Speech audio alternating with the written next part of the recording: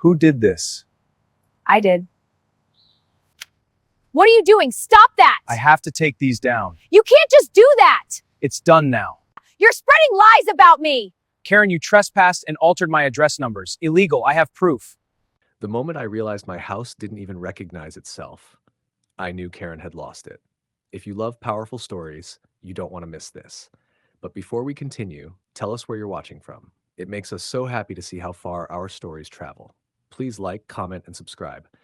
I never imagined I'd be the prime target of our HOA president's fury, but here we are. My name is Marcus, and Oakwood Estates has been my quiet little haven for 3 years. Trim lawns, identical houses, and an HOA that prides itself on perfect order. That order has a name, Karen. Mid-50s? Can I speak to your manager? Haircut? Permanent scowl that could curdle milk. I tried to stay invisible. I read the handbook cover to cover, planted only approved flowers, painted my mailbox the exact Oakwood beige. Still, Karen found me. First, petty warnings, trash cans too visible, grass too tall by a quarter inch. Manageable, annoying, survivable. Then, last week, things escalated. I pulled into my driveway and froze. My house number was wrong. My sleek 5118 was gone. In its place, crooked brass 8155. Confused, I turned, and there she was, arms crossed, smirking like she'd just invented chaos. I see you noticed the change, she said, eyes gleaming.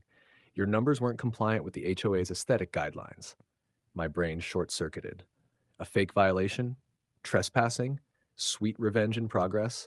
I had no doubt Karen thought this was her masterpiece. And for the first time I realized, this wasn't about numbers. This was about power. The next morning, I wasn't about to let Karen's chaos slide. I pulled up the real HOA guidelines on my computer. Sure enough, nothing about the style of house numbers, just visibility and size. The updated document she'd waved at me? A fake. Hasty edits, weird font, and a suspiciously recent date. My jaw nearly hit the keyboard.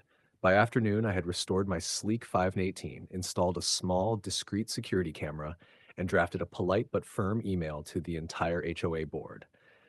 I outlined Karen's illegal entry, the tampering with my address, and the safety hazards for emergency responders. Naturally, Karen was CC'd. Professional courtesy. That evening, the camera captured her creeping up my walkway like a cartoon villain, screwdriver in hand, carrying the same brass numbers she'd already foisted on me. I couldn't help but laugh. Sweet, absurd, cinematic justice brewing. I printed the relevant municipal codes, screenshots of the footage, and rehearsed my calm but firm approach for the inevitable confrontation. The next morning, she stormed down the street, phone in hand, face flushed with fury. "How dare you make me look like a criminal?" she screeched. I set down my hedge trimmers, keeping my cool. "Karen, trespassing and changing someone's address numbers is illegal. I have proof." Before she could erupt further, neighbors began appearing. First, Mr. Jenkins, retired firefighter. "Numbers are critical for emergency response." Then Mrs. Rodriguez from across the street. "If you're entering people's property without permission, it affects all of us." Karen's confident smirk faltered. The crowd was growing, and suddenly her power felt fragile. By Saturday, Karen's fury had reached a new peak. I was trimming my hedges when I saw her marching down the street, phone clutched like a weapon, face nearly crimson. Neighbors paused mid-chore, sensing the drama.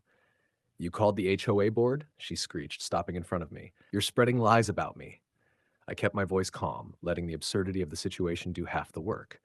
"Karen, you trespassed and altered my address numbers. Illegal. I have proof." Her face twisted in disbelief. "I'm the HOA president. I have authority." Before she could escalate, voices from the growing crowd intervened. Mr. Jenkins, the retired firefighter, crossed his arms. "He's right. Wrong numbers cost precious minutes in emergencies." Mrs. Rodriguez nodded. "This concerns everyone. You can't just change property without consent." Karen's smirk began to crack. She tried another tactic, waving her hands dramatically, claiming HOA authority. But Ted, the vice president, arrived with perfect timing. "Karen," he said gently, "the board has concerns about your actions. Multiple residents have filed complaints, including Daniel's email." Her face drained from furious red to chalky white. The crowd murmured. I casually pulled out my phone. "By the way, I filed a police report. Tampering with address identifiers is a misdemeanor." At that moment, a police cruiser rolled down our street. Karen froze. Her expensive heels no longer clicked with confidence. They hesitated on reality.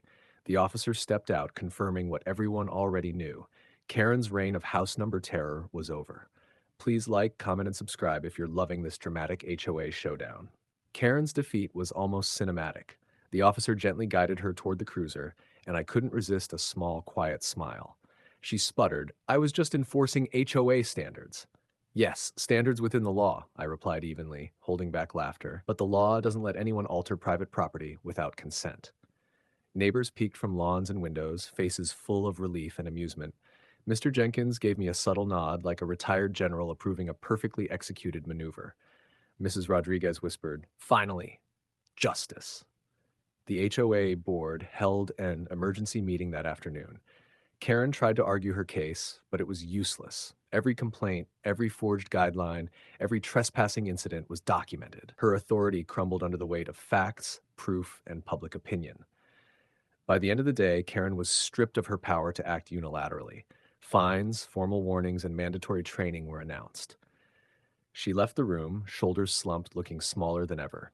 I restored my flowers, my mailbox, my house numbers, everything exactly as it should be, but added a playful twist, a tiny, discreet plaque near the door that read, "Protected by law and cameras." A subtle wink to future intruders, and a reminder that control without accountability is fragile. As I sipped lemonade on my porch, the neighborhood felt lighter, funnier, more alive. Karen's reign of arbitrary terror had ended, and justice was served. Not with malice, but with wit, patience, and clever planning. Do you think Karen got what she deserved? Share this story with your loved ones and tell us where you're watching from. It makes us so happy to see how far our stories travel. Please like, comment, and subscribe.